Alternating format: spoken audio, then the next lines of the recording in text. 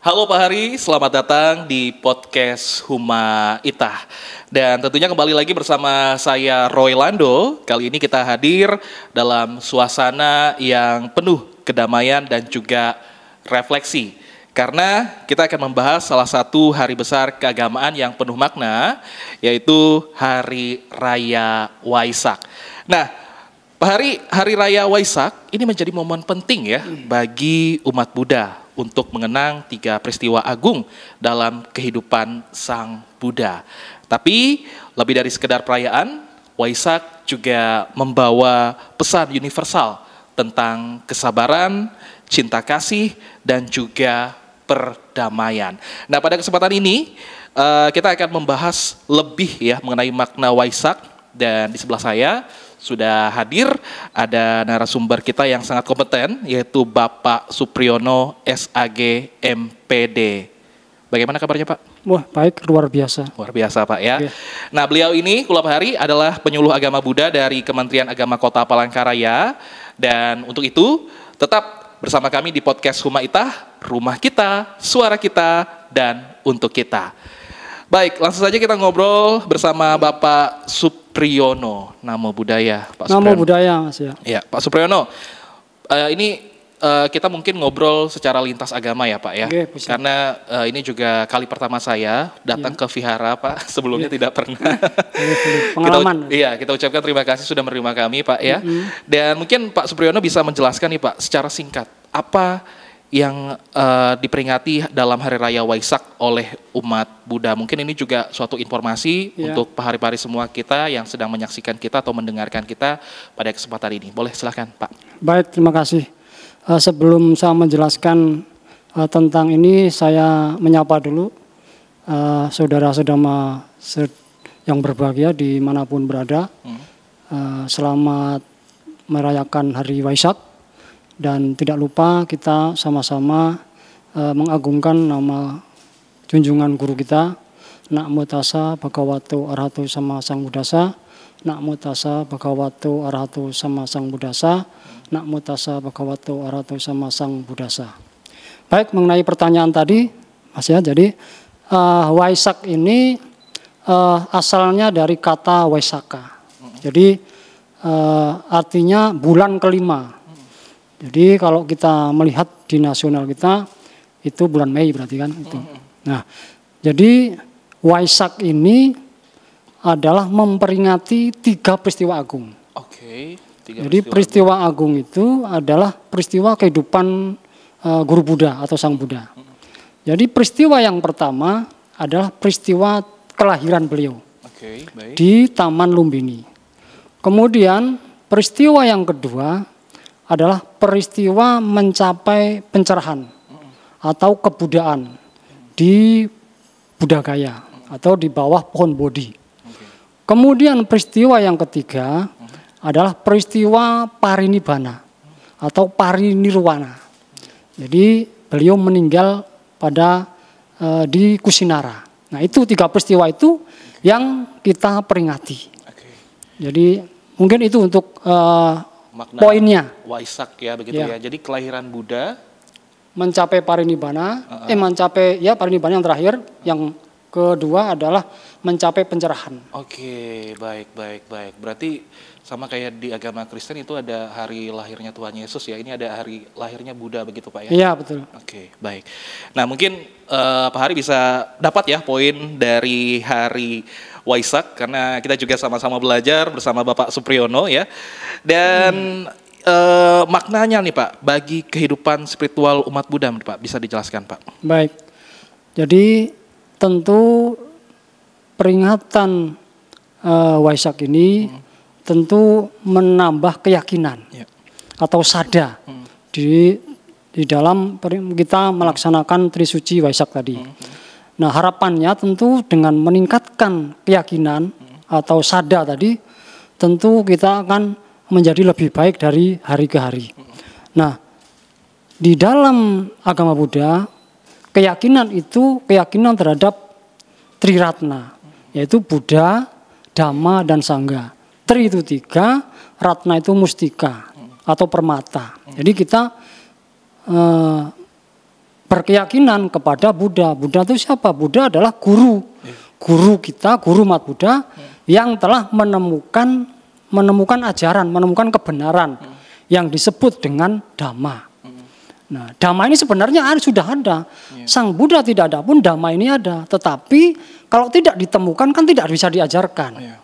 Nah, Sang Buddha inilah atau guru Buddha inilah yang menemukan bahwa ini loh ada ajaran kebenaran, ada ajaran kebaikan, ajaran kebajikan yang bila dilakukan atau dilaksanakan oleh umat atau siapapun umat manusia itu akan mencapai level yang lebih baik atau mencapai kelahiran-kelahiran yang lebih baik. Nah, karena itu Buddha adalah yang pertama. Kemudian kita yakin terhadap Dhamma. Nah, setelah kita yakin terhadap Dhamma, kebenaran tadi, maka kita harus melaksanakannya kan gitu. Tanpa kita melaksanakan kebenaran ajaran, maka kita tidak akan menerima manfaat apapun. Karena hanya sekedar sebagai pengetahuan saja. Tidak ada actionnya, tidak akan ada dampaknya kan gitu. Itu yang kedua. Kemudian yang ketiga adalah sangga. Nah, di sangga itu adalah komunitas. Komunitas para biku, para biksu, para bante. Nah, itu adalah sangga. Sangga ini adalah murid Sang Buddha. Murid Sang Buddha karena apa? Karena yaitu mengajarkan dharma kepada, mewarisi dharma, mewarisi kebenaran yang kemudian akan diajarkan kepada umat manusia. Nah, itu. Oke, baik. Jadi pada intinya inilah agama Buddha mengajarkan tentang kebaikan dan kebenaran begitu ya, Pak ya. Karena semua agama ini mengajarkan hal-hal yang baik. Salah satunya agama Buddha ini. Nah, tentunya mungkin Pak Supriyono bisa menjelaskan pesan utama dari peringatan Waisak yang relevan nih Pak dengan kehidupan masyarakat saat ini, khususnya di tengah tantangan zaman modern nih Pak. Baik. Jadi tentu kita sebagai umat beragama yang ada di Indonesia khususnya, nah karena kita ini memang harus punya kontribusi, kontribusi baik di dalam masyarakat, keluarga, masyarakat, bangsa dan negara. Nah mungkin semua agama juga pasti melaksanakan itu. Nah ini bagian dari tanggung jawab sebagai manusia yang beragama, agama apapun, nah, termasuk yang beragama Buddha, punya tanggung jawab yang sama untuk kontribusi. Kontribusi baik menjaga perdamaian maupun menjaga keamanan negara kita kan gitu. Nah, sekarang kita sedang digalakkan tentang kerja. Kemudian bagaimana kita bisa bertahan dengan goncangan-goncangan global. Karena itu kita juga harus menjaga ketenangan supaya ekonomi ini juga berjalan dengan baik kan gitu. Nah, salah satunya kegiatan-kegiatan yang kita lakukan di Waisak ini itu adalah sesuai dengan instruksi dari Dirjen Kementerian Agama RI itu bahwa kita ada kegiatan-kegiatan yang harus dilaksanakan oleh semua wihara. Di antaranya adalah kita melakukan pekan pendalaman Dhamma. Pekan pendalaman Dhamma itu bisa dilaksanakan di wihara masing-masing. Bisa melaksanakan seminggu, bisa sebulan penuh menjelang Waisak nanti gitu. Nah, apa yang dilakukan? Yang dilakukan ya pendidikan, pendalaman tentang Tripitaka, tentang Dhamma. Itu. Kemudian selanjutnya adalah tentang sosial kehidupan kegiatan sosial. Seperti bakti sosial, kemudian pengobatan massal gratis, kemudian pembagian sembako. Itu dilakukan semua wihara. Walaupun porsinya tidak sama kan gitu ya. Kemudian donor darah. Nah, kemudian yang kemarin kita lakukan serentak itu adalah penanaman pohon. Penanaman pohon dan pelepasan ikan atau burung. Namanya function namanya. Ke alam habitatnya. Itu salah satu untuk menjaga alam. Menjaga alam agar kenapa? Karena kita dengan alam ini kan saling berdampingan. Betul. Kita tidak bisa hidup tanpa alam yang baik kan gitu. Ketika alam itu baik, maka kita juga akan baik. Nah, termasuk menanam pohon tadi. Jadi kita kemarin kerjasama dengan Dinas Kehutanan Provinsi disupport oleh mereka. Kita menanam semua wihara sekalteng ini kita menanam serentak. Kemudian ada karya bakti di Makam Pahlawan. Nah, karya bakti di Makam Pahlawan itu juga kita laksanakan. itu semua nasional, secara nasional. Nah, artinya kegiatan-kegiatan Waisak ini kan membawa dampak. Betul. Tidak hanya umat Buddha, tetapi kepada masyarakat sekitar. Seluruh elemen masyarakat begitu Pak ya. Bahkan makhluk lain, bahkan termasuk tadi alam tadi. Nah, mungkin itu, Mas. Oke, jadi peringatan Waisak ini mungkin masih relevan ya hingga saat ini di tengah tantangan zaman modern, karena dengan peringatan Hari Raya Waisak kita bisa mungkin berkontribusi dengan hal-hal yang positif ya Pak ya. Betul. Seperti menjaga ketenangan dan juga mungkin menjaga alam dan sekitarnya. Dan kita pengen tanya nih Pak, ini kan di tahun saat ini seperti apa nih Pak suasana perayaan Waisak untuk wilayah Kota Palangkaraya tahun ini? Apakah ada hal yang berbeda dari tahun-tahun sebelumnya Pak? Kalau secara keseluruhan sih tidak ada yang beda ya. Hanya karena kegiatan kita ini kegiatan yang memang setahun sekali dilakukan. Nah, yang tadi saya sampaikan tadi. Jadi kegiatannya ya kalau di Wihara Pekan Pendalaman Dhamma, kalau di luar kita sosial, kemudian hal-hal yang lain mungkin peringatan nasional itu kan tidak semua berangkat ya. Jadi nasional ada dilaksanakan di Jakarta, kemudian di Borobudur, di Sujiwan, di semua candi kita lakukan. Nah, jadi nanti tinggal pilihan umat saja. Mau ngikut yang mana gitu. Itu sama-sama. Karena kan kalau kita jadikan satu kan nggak artinya terfokus pada satu saja gitu. Jadi kan banyak candi-candi Buddha ini. Di Indonesia ini selain Hindu juga banyak candi-candi Buddhis. Nah, itulah kita manfaatkan di momen-momen itu. Artinya dari segi pariwisata juga akan mendapat dampak. Di samping itu juga kita memperkenalkan kepada negara luar kan gitu ya. Termasuk lokal juga. Nah, ini positif yang harus kita lakukan setiap tahun gitu. Karena akan membawa, bahkan kita kan kerjasama dengan pariwisata juga, kemudian purbakala juga untuk menjaga warisan-warisan budaya yang sudah ditinggal oleh para leluhur kita. Ya itu. Jadi perayaan Hari Waisak ini terserah ya kita mau ke vihara mana begitu ya Pak ya. Betul. Tidak terfokus ke satu vihara saja. Nah, tapi Pak ini kalau di berita-berita banyak orang nih Pak berbondong-bondong bahkan dari luar negeri atau dari orang-orang Thailand begitu ya. Ini mereka rela untuk berjalan kaki ke Candi Borobudur nih. Mungkin Pak Supriyono bisa menjelaskan mengapa Candi Borobudur ini menjadi pusat perayaan Waisak nih Pak untuk seluruh kalangan umat Buddha Pak. Iya baik. Ya ini menarik sekali. Jadi Borobudur itu adalah candi Buddhis terbesar. Candi Buddhis terbesar di Indonesia, bahkan mungkin di dunia. Nah, itu artinya apa? Artinya bahwa leluhur kita itu benar-benar sudah majunya luar biasa dalam hal budaya dan agama pada saat itu. Karena sudah bisa membangun itu hal yang real, yang memang kita bisa lihat sampai sekarang, yang bisa diwariskan sampai dengan zaman sekarang. Artinya nenek moyang kita, leluhur kita itu betul-betul luar biasa, bisa meninggalkan candi yang seperti itu besarnya dan nilai religiusnya luar biasa. Pesan di dalam candi itu pun mendalam sekali, penuh dengan filosofi kan gitu ya. Karena itulah sehingga Candi Borobudur itu sampai dengan sekarang menjadi pusat atau sentral kegiatan-kegiatan ritual agama Buddha. Baik itu Waisak, baik itu hari-hari raya lainnya. Seperti misalnya Magha Puja, Katin dan sebagainya. Nah, jadi kegiatan tidak hanya Waisak saja. Jadi kadang kita melakukan namanya Tripitaka chanting. Artinya kita membaca Tripitaka bersama dengan para biku dan para umat. Itu dilakukan terus menerus kan gitu. Nah kemudian yang perjalanan tadi Mas ya, jadi ada biku Thailand, biku luar negeri lah ya kan, melakukan perjalanan ke Borobudur. Nah, dari itu sebenarnya Thailand ke Borobudur ini ratusan kilometer mereka sanggup nih Pak. Jadi memang itu sengaja berjalan karena itu bagian dari perjalanan ritual namanya. Perjalanan ritual yaitu bagian dari meditasi, melatih kedisiplinan, melatih tekad kan gitu ya. Jadi kalau nggak punya tekad nanti capek sedikit ya sudah, pasti menyerah kan gitu ya. Kemudian harus ada disiplin. Disiplin artinya ya kita harus jalan, kalau nggak kan Waisak ini tanggal sekian. Jadi misalnya tanggal 12, tahun ini kan tanggal 12, harus sudah sampai. Artinya kan melatih kedisiplinan. Kalau beristirahat melulu kan nggak nyampe-nyampe. Betul, Nah, itu salah satunya disiplin. Kemudian juga memperkenalkan kepada halayak yang mungkin asing atau nggak paham kan. Iya. Agama Buddha itu apa, kemudian biku itu seperti apa kan ya. Nah, dengan melihat itu kan, oh ini tuh seorang biku atau bante atau biksu kan.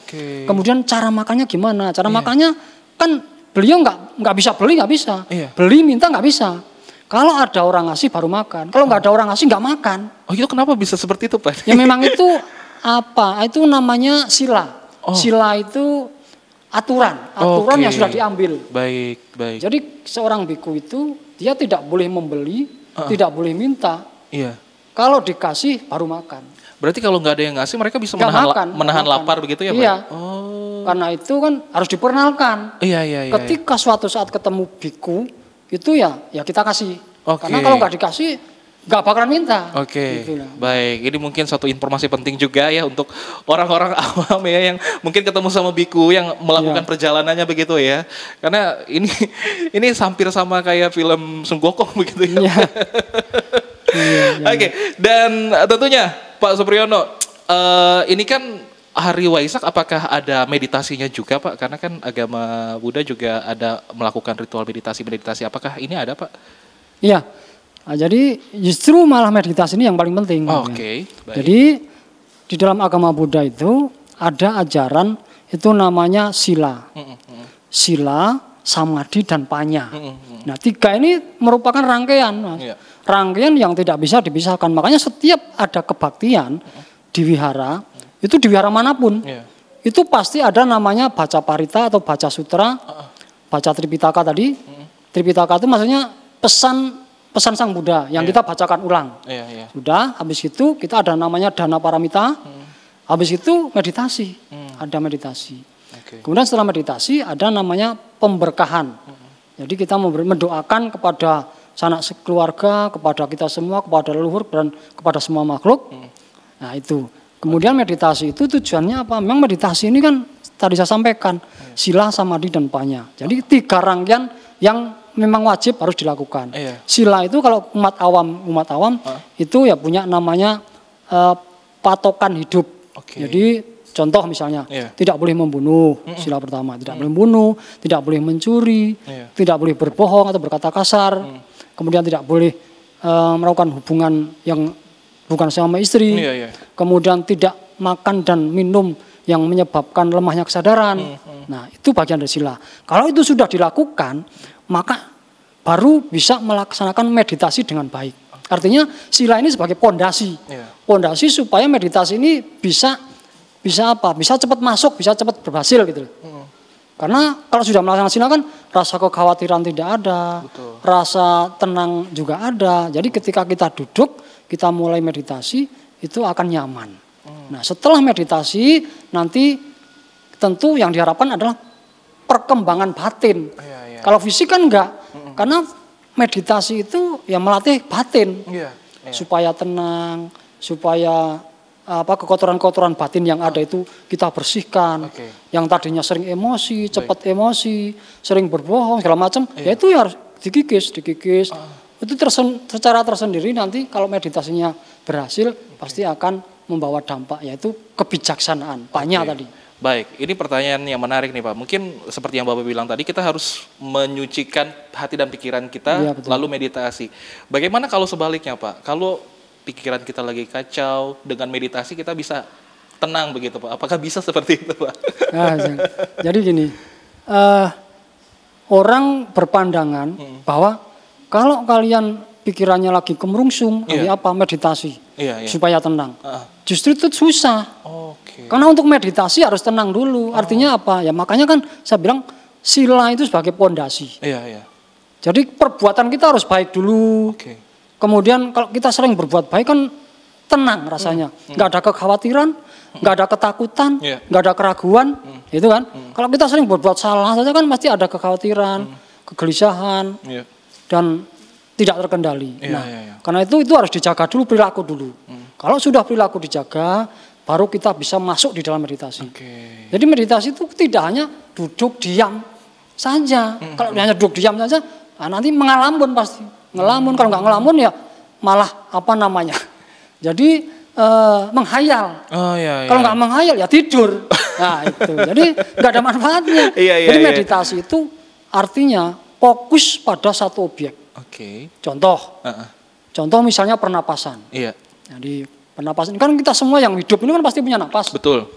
Kecuali yang meninggal ya. Karena kita hidup pasti punya napas. Nah karena itu kita fokus saja pada napas. Keluar masuknya napas.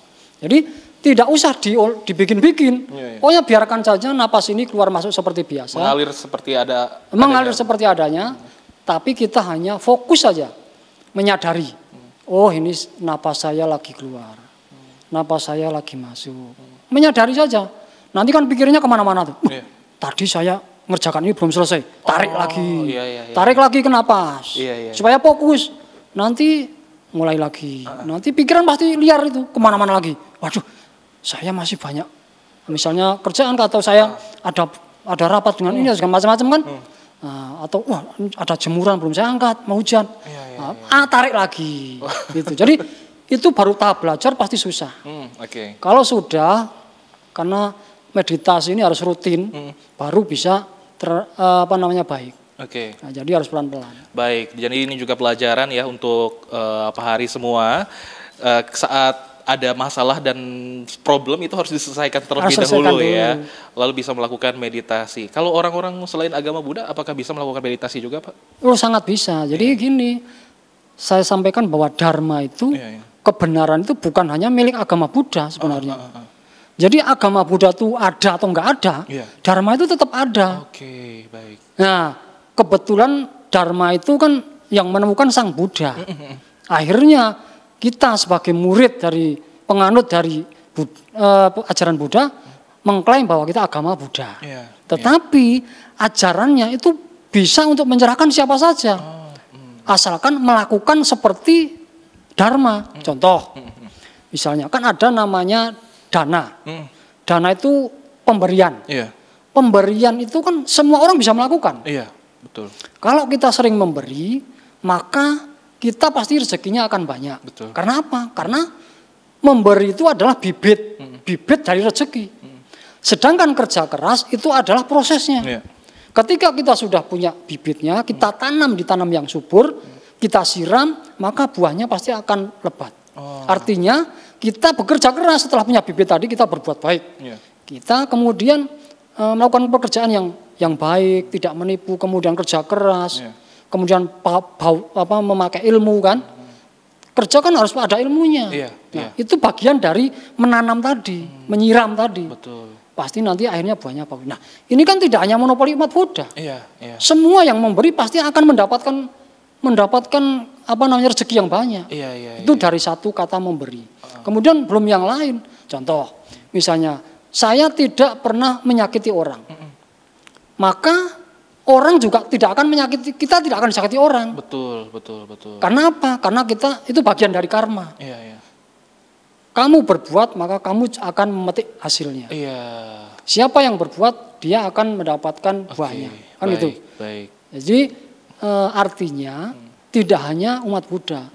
Semua orang yang melakukan sesuai dengan Dharma, maka dia akan mendapatkan pahalanya, mendapatkan akibatnya. Baik, kalau di agama kami mungkin sistem tabur tuai begitu ya Pak? Nah sama. Apa yang kamu tabur itu yang kamu tuai ya.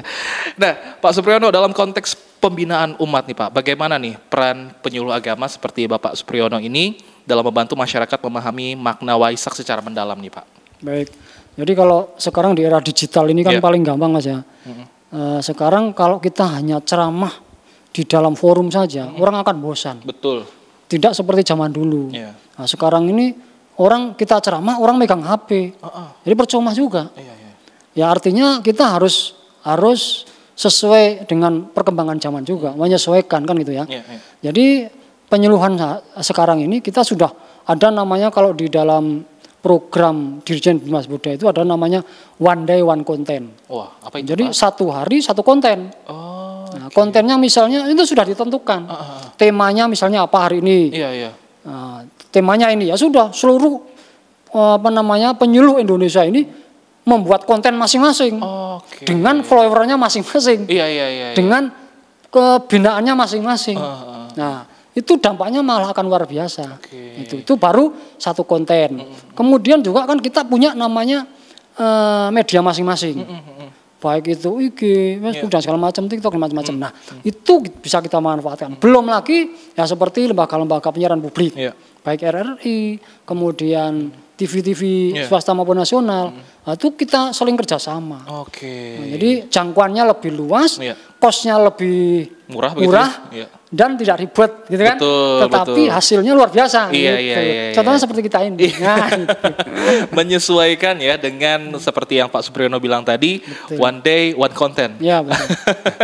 Oke, baik Pak Supriyono, ada nggak sih Pak harapan Bapak kepada generasi muda, khususnya agama Buddha dalam menghayati ajaran Sang Buddha melalui peringatan Waisak ini Pak? Ya, jadi tentu untuk generasi muda, ini momen Waisak ini harus menjadi lebih baik dari hari-hari sebelumnya. Artinya kita memperingati ini tidak hanya sekedar peringatan yang rutinitas tiap tahun, tetapi harus membawa peningkatan keyakinan, peningkatan kepedulian terhadap sesama. Tidak hanya sesama umat Buddha, tetapi semua makhluk, bahkan alam sekalipun, kan gitu. Kemudian kita juga harus menjaga kerukunan di antara baik intern maupun antar umat beragama. Itu harus kita lakukan. Kemudian kita juga harus bergerak sama-sama untuk menyebarkan hal-hal yang positif melalui medianya masing-masing. Sebagai umat yang masih muda, tentu kan ini akan sangat membawa dampak yang luar biasa. Apabila dilakukan serentak. Jadi kebaikan itu ketika dilakukan secara maksib dan sama-sama, tentu dampaknya akan lebih hebat daripada kita sendirian gitu ya. Iya. Jadi untuk generasi muda harapannya bisa memberikan dampak yang positif ya, yang seperti Pak Supriyono bilang tadi harus dilakukan secara bersama-sama ya, agar kita bisa menjadi pribadi yang lebih baik lagi. Nah, selanjutnya Pak, mungkin kita berikan Bapak pesan atau ajakan yang ingin Bapak Supriyono sampaikan kepada seluruh masyarakat dalam semangat Waisak tahun ini Pak, untuk Pak hari kita yang sedang menyaksikan ataupun mendengarkan saat ini Pak. Silahkan Pak. Baik, tentu saya sebagai penyuluh agama Buddha menyampaikan yang pertama, selamat merayakan Hari Trisuci Waisak. Yang kedua, mari di dalam memperingati Hari Waisak ini kita sama-sama untuk melakukan pergerakan yang baik, pergerakan kebajikan. Baik itu melalui kegiatan-kegiatan di wihara yang sudah diprogramkan oleh pemerintah maupun wihara masing-masing, pendalaman dhamma tentang keyakinan sada, peningkatan iman, kemudian bagaimana kita menjaga komunitas kita masing-masing dengan cara kegiatan-kegiatan sosial, donor darah dan sebagainya. Itu harus kita lakukan setiap saat. Jadi jangan kita terbatas kepada hal-hal yang sudah kita lakukan atau terjadwal di dalam komunitas kita saja, tetapi kita juga bisa melakukannya sendiri. Dengan apa? Dengan hal yang baik tentunya. Mari kita sama-sama dengan di zaman yang sudah digital ini, kita lakukan sama-sama melalui media kita masing-masing, sebarkan kebaikan, sebarkan ketenangan, sebarkan kerukunan. Oke, sebarkan kebaikan, sebarkan ketenangan, dan sebarkan kerukunan ya di media sosial masing-masing, karena ini sudah era digitalisasi ya, semua bisa menyuarakan hal-hal yang baik ya Pak Hari. Jadi seperti yang Pak Supriyono bilang tadi, lakukan hal-hal yang baik untuk sesama. Baik, Pak Supriyono, ini kita tidak terasa udah hampir setengah jam. Mungkin terakhir nih Pak, ini baru-baru terakhir nih Pak. Bisa memberikan closing statement-nya nih Pak untuk Pak Hari kita, atau mungkin kata-kata penutup untuk menutup program podcast Huma Itah nih Pak. Kita persilahkan Pak. Baik, closing statement. Saya singkat saja. Jadi apa yang kita perbuat, apa yang kita lakukan, itu akan kembali kepada kita. Jadi bagaikan cermin. Ketika kita bercermin dengan muka yang marah, maka kita juga akan melihat wajah kita seperti orang yang marah. Tetapi ketika kita tersenyum, maka kita juga akan melihat wajah kita yang sedang tersenyum. Artinya kebaikan akan kembali kepada kita, keburukan juga akan kembali kepada kita. Lakukan yang terbaik dan lakukan pilihan Anda sendiri. Terima kasih. Oke, wah ini sangat menyejukkan sekali ya Pak ya. Lakukan apa yang menurut kita baik karena itu akan kembali ke diri kita sendiri ya. Begitu juga sebaliknya begitu ya Pak ya. Iya. Luar biasa sekali Pak, senang sekali bisa ngobrol bersama Sama-sama. Pak Supriyono. Apa yang sudah disampaikan oleh Pak Supriyono ini kita bisa meneladaninya. Dan tentunya peringatan Hari Raya Waisak tidak hanya bagi umat Buddha ya Pak Harit, tapi juga bagi kita semua sebagai sesama manusia. Kita ucapkan terima kasih sekali lagi kepada Bapak Supriyono sudah menerima kita di Vihara ini ya, dan sudah berbagi pengetahuan dan inspirasi dalam podcast kali ini. Nah Pak Hari, semoga semangat Waisak ini bisa membawa kedamaian, kebijaksanaan dan juga kebersamaan dalam kehidupan kita sehari-hari. Dan untuk Sobat Podcast dimanapun berada, terus jaga toleransi, pupuk rasa saling menghargai, dan jadikan keberagaman sebagai kekuatan. Dan tentunya saya Roy Lando, pamit undur diri, sampai jumpa di episode selanjutnya. Salam damai dan bahagia untuk kita semua. Terima kasih sudah mendengarkan dan menyaksikan episode kali ini. Tentunya saya Roy Lando pamit undur diri, sampai jumpa.